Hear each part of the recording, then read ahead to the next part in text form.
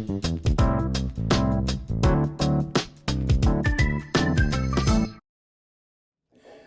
morning, and welcome to Crack the Mic podcast with Agent of Change, DeCorey Davis.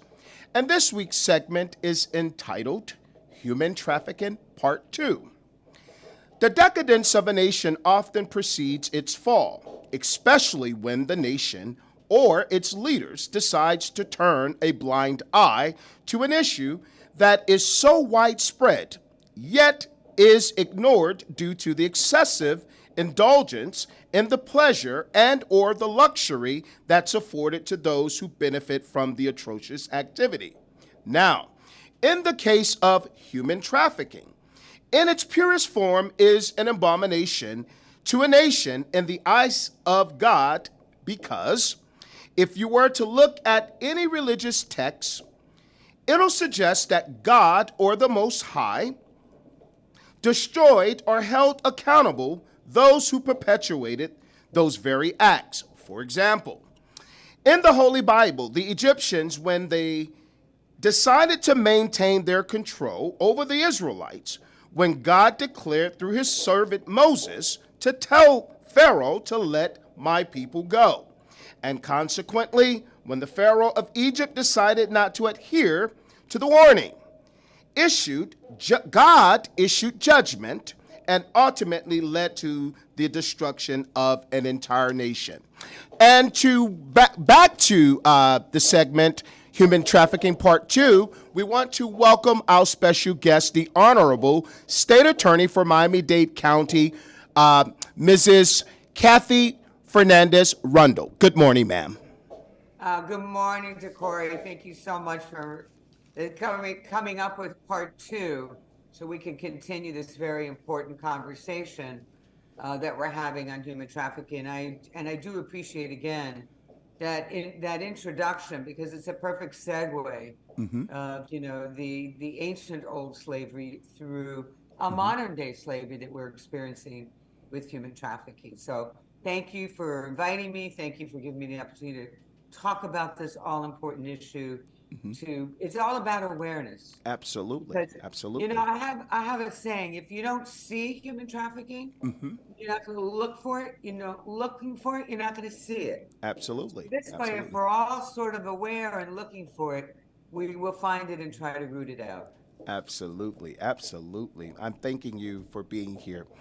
Okay, so in an article published in the Administration for Children and Family titled Mental Health Resources for Human Trafficking Survivors and Allies, written on October the 13th, 2021 by Catherine Cohn, Director of Office on Trafficking in Persons, she suggested the following: that unmet mental health needs may increase the risk of human trafficking, and trauma from trafficking victimization contributes to a wide range of adverse mental or behavioral health conditions. In fact, studies show that individuals who have experienced trafficking may, in many cases, exhibit several signs of mental illness. Now, I know you're the professional, and quite frankly, in your professional opinion, Kathy, let me ask you, what is the psychological effect that human trafficking can have on the human psyche, in your opinion? So what we have done, DeCorey, is over the years, we've had partnerships with different academia institutions to really try to understand. I'm a lawyer, I'm a prosecutor, that's not my field, but I do know this. I can see what we often call fight or flight. Wow. You can see the physicality when you're with a young person. Remember, they're all young to begin with. Absolutely. So you're starting neurologically with an underdeveloped brain. Powerful. And then the researcher says, okay, on top of that, we now have instances of what they call adverse childhood experiences. It's called case studies. Right, absolutely. And what we do know, what we saw with our eye, we couldn't understand what's happening neurologically. And we did a study with the University of Miami, which is our local academic institution here. We have a number of them, Mm-hmm. and we looked at our victims, Mm-hmm. and we also with the University of Miami, we also had a study that we co-partnered with, if you like, Mm-hmm. with the Department of Psychiatry for adolescents Mm-hmm. at our local Jackson Memorial Hospital, which, for those that don't know, that's one of our major health institutions. Mm-hmm. Mm-hmm. So mental health issues, what happens to these victims is, on top of the physical and emotional abuse, Mm-hmm. there actually is changes neurologically. And Wow. what we have found is the neurons in their brain get dysfunctional, Mm-hmm. and they can have breakdowns. Mm. They can suffer from PTSD. Mm. They unfortunately turn to alcohol and drugs as a way to anesthetize themselves, Mm-hmm. right? Because they're suffering so much from this trauma. Mm-hmm. And one of the things that we realized fairly early is that when you ask somebody to recount, even the strongest of us, Mm-hmm. to Corey, I don't know if you've ever been a victim, anyone watching this, when you Mm-hmm. have to tell your story, what happened to you as a victim, you were a victim of a robbery, Mm-hmm. you lost somebody in a terrible traffic Mm-hmm. accident. Anytime you have to tell the story, Mm-hmm. what does it do? It triggers Triggers. Absolutely. all of those Absolutely. emotions. Absolutely. And so we would see these little people Mm-hmm. who, have to give their statement. So now their police officer comes, Mm. and now they got to tell their statement. And now an assistant state attorney prosecutor comes and tell them. Then the defense attorney wants to take a statement. And maybe you have to take it a couple times because they're confused, they have to stop. Wow. Well, you know what? Every time we're Wow. doing that, Mm. we are exacerbating, compounding their Absolutely. trauma and Mm-hmm. the neurological damage. Mm. And apparently, this study, and I'm happy to send it to you, is a white paper, Mm-hmm. actually said that damage can be permanent. It can lead to Wow. permanent impairment. Mm. So, armed with that kind of information, I do want to brag a little bit. Brag's not exactly the word, because I know humility is a virtue, Mm-hmm. but Mm-hmm. it really was Mm-hmm. incredibly important Mm-hmm. that people recognize Mm-hmm. that we didn't mean to hurt meaning me, the legal system, the law. Understood. Understood. What Mm-hmm. happened was, in the 1968, way before brain science, Mm-hmm. they created in Florida rules and laws Mm-hmm. that said you can take this statement. It's called depositions and discovery. Uh-huh. You can take a statement Mm-hmm. from these little victims and make them tell you the story over and over again. And Mm. it was an adversarial setting. Wasn't Wow. that the lawyers were being mean? That Mm-hmm. was their job. That was the law. Mm-hmm. So it took us years, but we finally did. It goes into effect now. Wow. We just passed it this Mm-hmm. last session. Mm-hmm. And essentially, to your point, Mm-hmm. it says if you are so let me back up just a little bit. Florida was only one of 3 states. Mm-hmm. Can you imagine how archaic we were in the Mm. United States that said there was a right to take a statement of this victim in form of a deposition, a right without having to go ask a judge if it's okay, to see if it's okay psychologically Mm-hmm. for that victim. Mm-hmm. We've had victims who've broken down in the middle of a deposition Mm. and have had to be Baker acted, had to be institutionalized. Wow. Wow. That's how bad it was getting. Wow. So this new law says no more. Mm-hmm. If you are under the age of 12, Mm-hmm. then it is presumed, the law has a presumption. It says, Mm-hmm. oh, no. If you're under the age of 12 and you've had this kind of experience, Mm-hmm. you do not automatically get to you've got to go to court. It's presumed Right. that it's going to do neurological damage to that child. Mm-hmm. Number one. Number two, the other group was 12 to 16. Mm-hmm. You do have to go to court. There's not a built-in presumption. Mm-hmm. So the defense would say, I need to take her statement.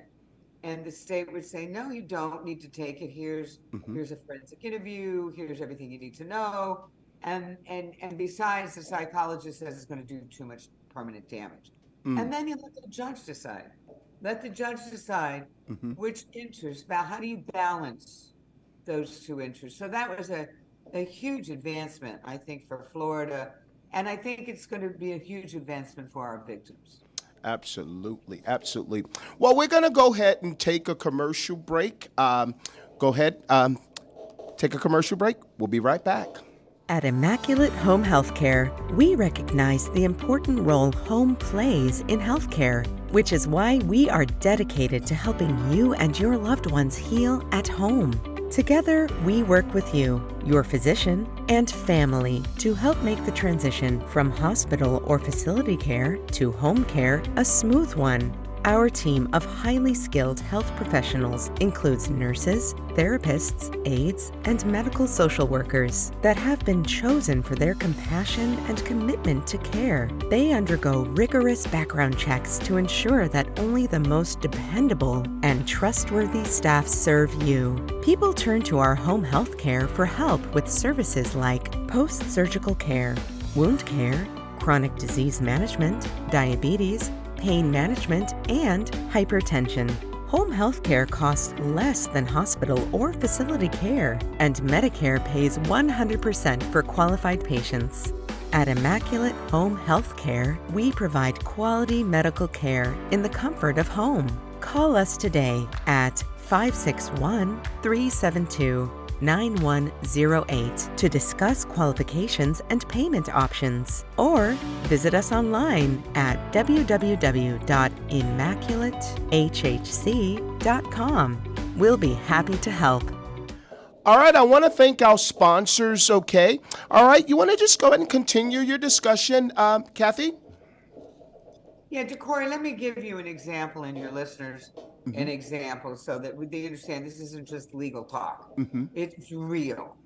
So we had a situation where two 15-year-old little girls were already challenged, okay? And they lived in an apartment building.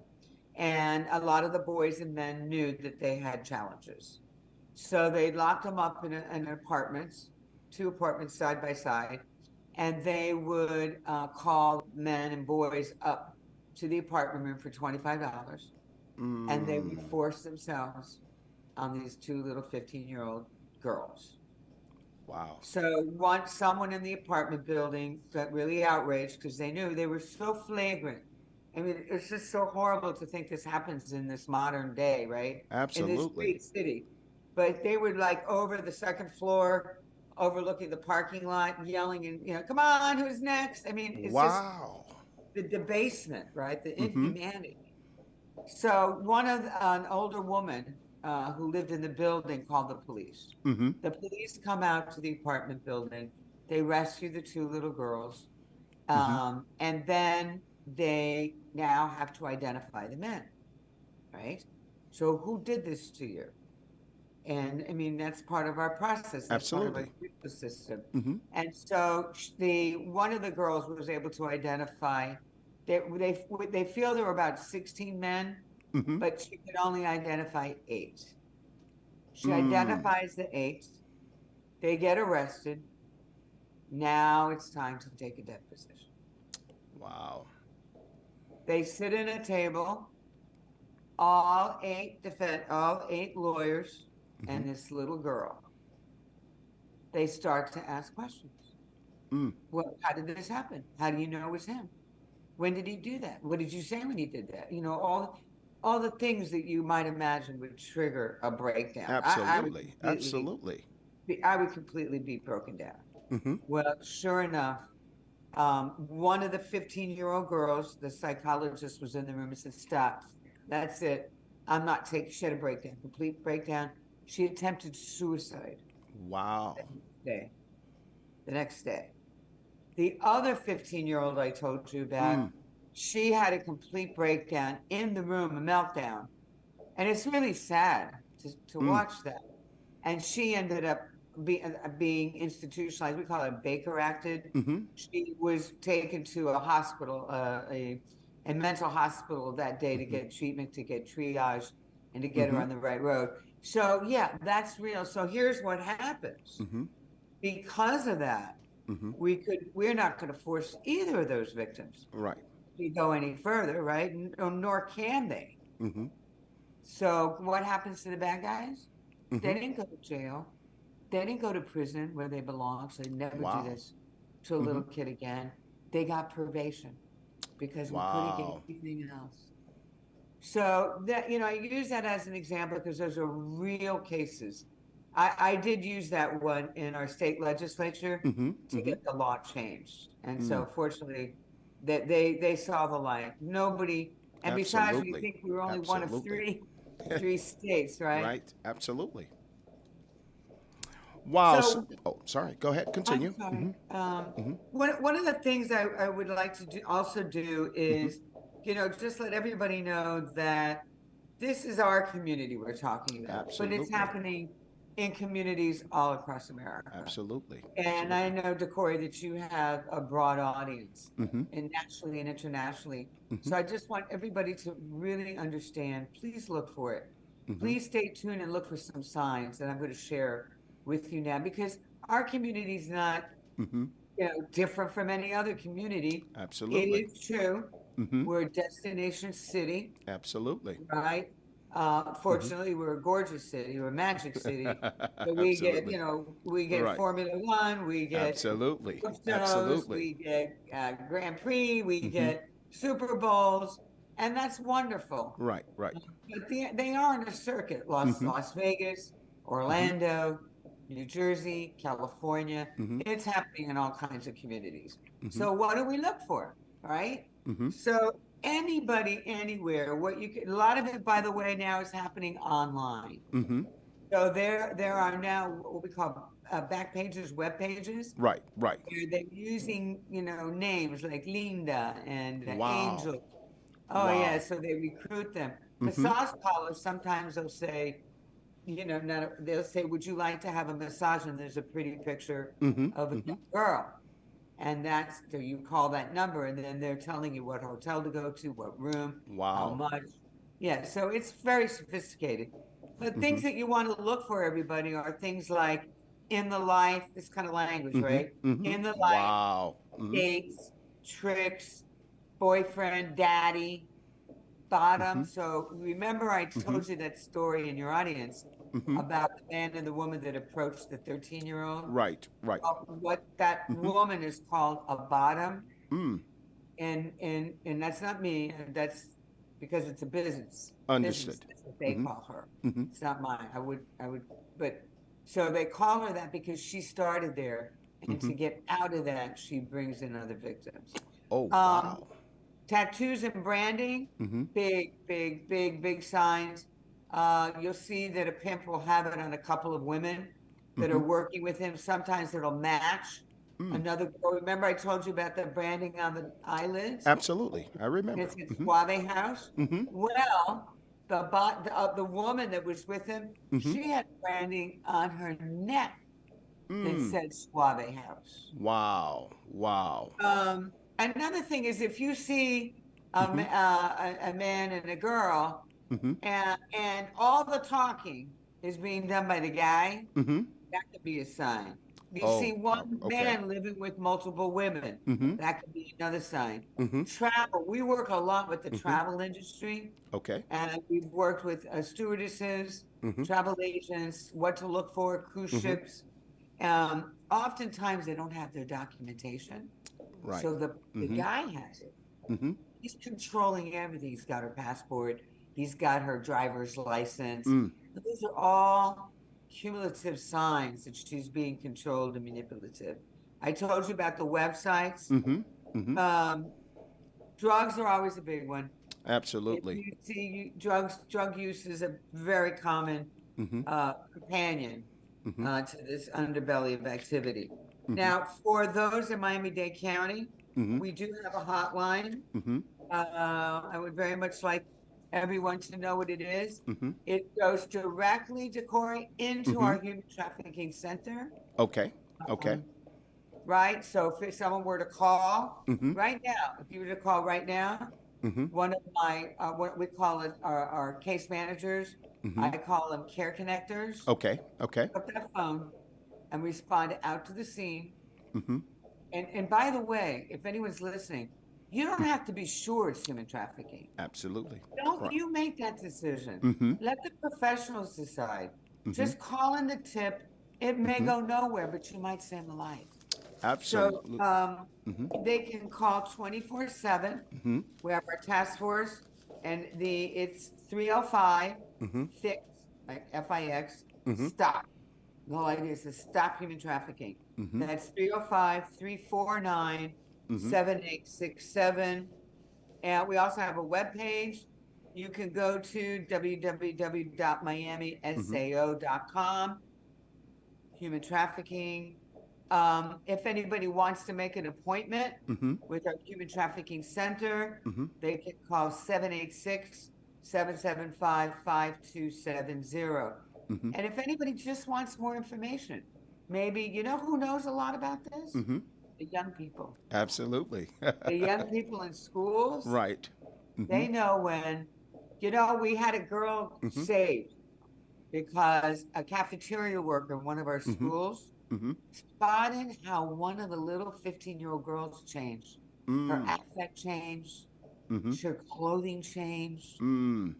She wasn't happy and smiling anymore. She was coming to school sad, and her clothes were all very risque. Mm-hmm. And she had long pink fingernails. She had a phone.